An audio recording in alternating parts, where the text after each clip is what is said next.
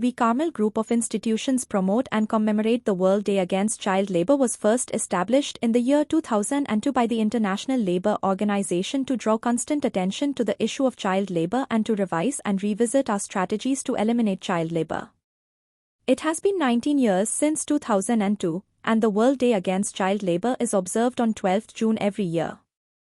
The United Nations General Assembly, while acknowledging the magnitude of child labour, unanimously adopted a resolution declaring 2021 as the International Year for the Elimination of Child Labour and has asked the International Labour Organization to take the lead in its implementation.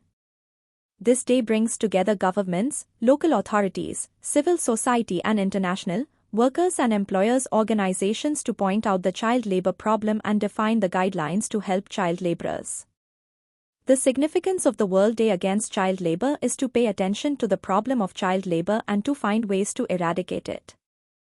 The day is used to spread awareness about the harmful mental and physical problems faced by children forced into child labour all over the world.